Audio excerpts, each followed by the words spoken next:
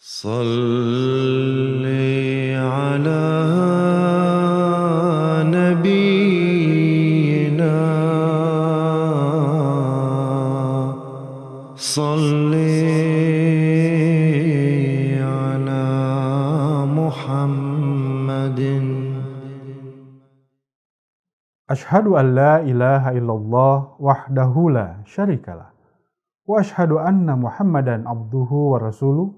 Amma ba'du fa'a'udzu billahi minasyaitonir rajim. Bismillahirrahmanirrahim. Pemirsa yang dirahmati Allah Subhanahu wa taala, Assalamualaikum warahmatullahi wabarakatuh. Pada kesempatan dari tafsir Al-Qur'an di episode ini, kita akan membahas tafsir dari surah Al-Kahfi ayat yang ke-72. Allah Subhanahu wa taala berfirman,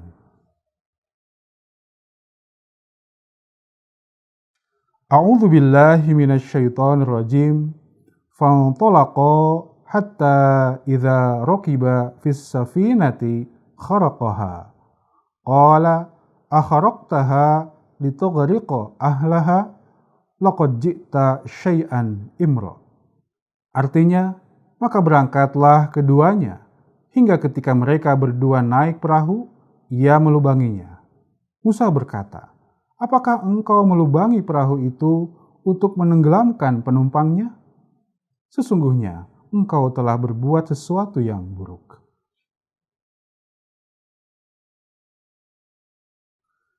Pemirsa yang dirahmati Allah Subhanahu wa taala, di dalam menjelaskan ayat ini, Hazrat Mirza Bashiruddin Mahmud Ahmad radhiyallahu taala anhu menyitir ucapan Hazrat Maulana Hakim Nuruddin Khalifatul Masih Awal radhiyallahu taala anhu, yakni perbedaan antara Isra Rasulullah sallallahu alaihi wasallam dengan Isra Nabi Musa alaihissalam adalah Rasulullah sallallahu alaihi wasallam tidak pernah bertanya.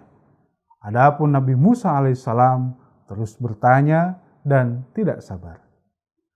Hal ini menunjukkan perbedaan derajat Rasulullah sallallahu alaihi wasallam dengan derajat Nabi Musa alaihissalam.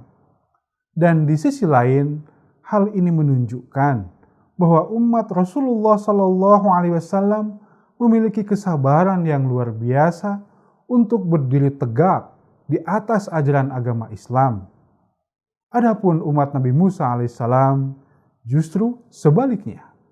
Mereka tidak dapat sabar dan akhirnya meninggalkan ajaran agama mereka. Di dalam membahas ayat yang ke-72 ini, Hazrat Mirza Bashiruddin Mahmud Ahmad radhiyallahu taala anhu bersabda bahwa kata safinah atau perahu dalam takbir ru'ya memiliki banyak arti. Salah satu di antaranya adalah harta benda.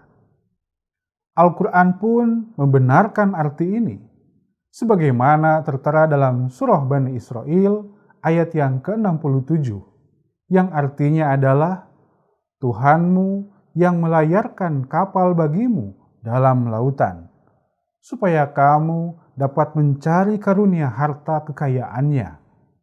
Sesungguhnya Dia amat kasih kepadamu.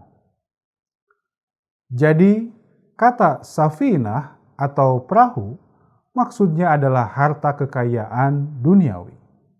Adapun takbir dua orang yang berada di dalam perahu tersebut berarti kepada kedua umat Nabi tersebut pada satu waktu akan dianugerahkan harta kekayaan dunia yang melimpah ruah. Pemirsa yang dirahmati Allah Subhanahu wa taala, selanjutnya diterangkan bahwa ketika keduanya telah naik ke atas perahu, maka hamba itu memecahkan papan dari perahu tersebut. Dan ketika melihat hal ini, maka Nabi Musa alaihissalam bangkit lalu memprotesnya sambil berkata, apakah maksud Tuhan hendak mengaramkan penumpang-penumpang perahu ini? Perbuatan Tuhan ini adalah suatu perbuatan yang tidak pantas. Adapun maksud dari memecahkan perahu itu adalah Rasulullah Shallallahu Alaihi Wasallam hendak melubangi kehidupan duniawi umat beliau dengan berbagai macam bentuk pengorbanan. Umpamanya saja seperti perintah Rasulullah SAW untuk membayar zakat, yang atasnya maka harta akan menjadi berkurang. Kemudian beliau pun memerintahkan umatnya untuk bersedekah. Selanjutnya beliau pun melarang riba yang dinilai menghambat keuntungan harta. Kemudian Rasulullah SAW pun membuat peraturan tentang pembagian harta waris yang menjadikan harta itu terpecah dan dinilai menghambat kemajuannya. Pemirsa yang dirahmati Allah Subhanahu wa Ta'ala, menurut pandangan para ahli dunia, apa yang dilakukan oleh Rasulullah SAW tersebut adalah merusak kehidupan duniawi kaumnya. Namun, menurut pandangan orang-orang yang berbudi luhur, justru beliau telah menghindarkan kaum beliau dari pengaruh buruk kecintaan kepada harta benda dunia, serta beliau melepaskan kaumnya dari perbudakan golongan yang kaya. Namun demikian, tentunya hal ini dirasakan sangat sulit bagi para pengikut silsilah Musawi, baik kaum Yahudi maupun kaum Masehi. Meskipun kaum Masehi mengatakan di lidahnya bahwa lebih mudah seekor unta masuk ke dalam lubang jarum daripada seorang kaya masuk ke dalam kerajaan Tuhan. Kitab Markus pasal 10 ayat 25. Tetapi pada prakteknya, amalan mereka justru hampir semuanya mendukung akan perkembangan harta benda kaum kapitalis. Pada mereka tidak ada perintah untuk membayar zakat. Riba terbuka selebar-lebarnya. Perjudian dibolehkan. Tidak ada perintah untuk membagikan harta kepada semua ahli waris. Bahkan banyak orang-orang kaya yang menyerahkan harta kekayaannya hanya kepada anak yang tertuanya saja, agar kekayaan itu makin bertambah banyak. Demikian pula dalam syariat mereka tidak ada jaminan atas hak-hak kaum buruh. Adapun dalam Islam, undang-undang yang demikian diadakan agar jangan sampai hanya beberapa gelintir orang saja yang menikmati harta dunia ini lalu memperbudak orang-orang miskin. Pemirsa yang dirahmati Allah Subhanahu wa Ta'ala, peraturan di dalam agama Islam yang tersebut di atas kemudian menyebabkan kaum Yahudi dan kaum Masehi enggan menerima agama Islam. Mereka berpikir bahwa agama Islam akan membuka jalan untuk tenggelamnya banyak bangsa-bangsa di dunia.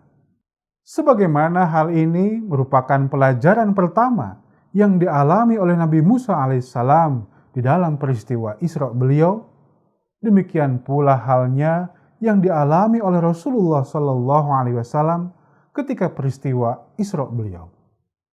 Mula-mula Rasulullah SAW melihat seorang nenek tua.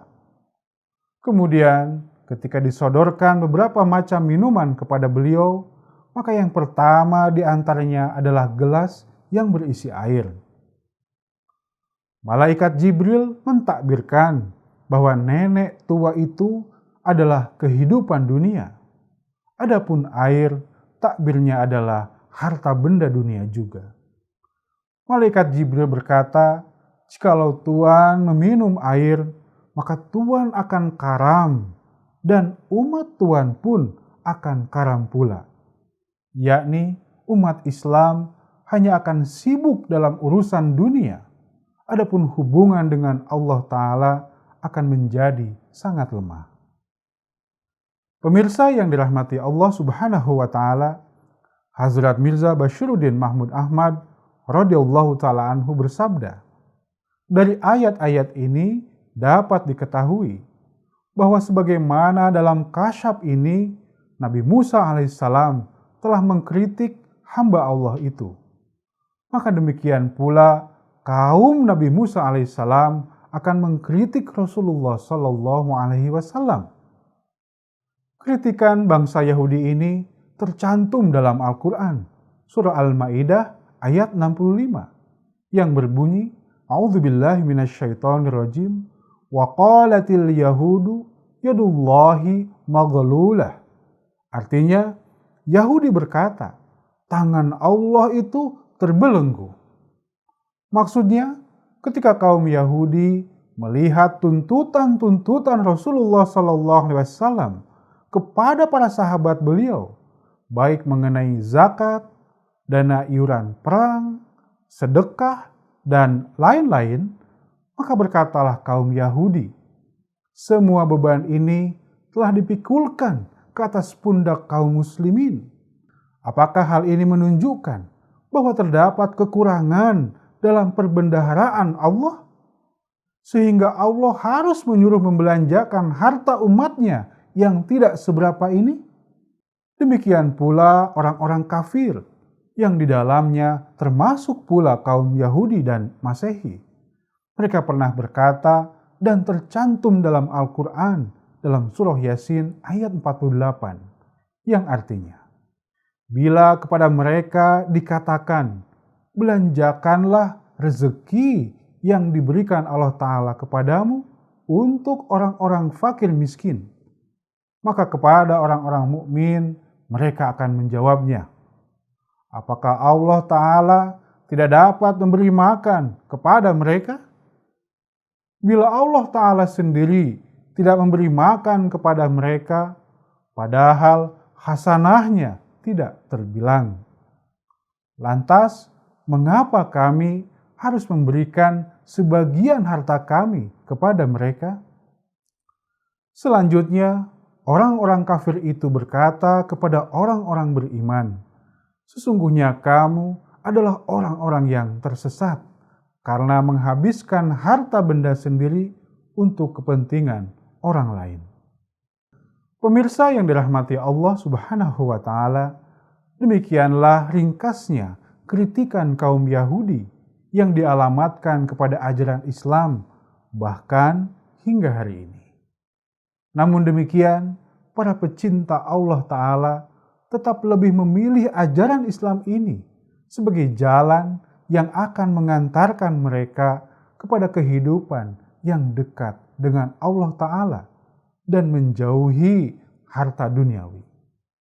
Pemirsa yang dirahmati Allah Subhanahu wa Ta'ala, demikianlah daras tafsir Al-Quran yang dapat saya sampaikan pada episode kali ini.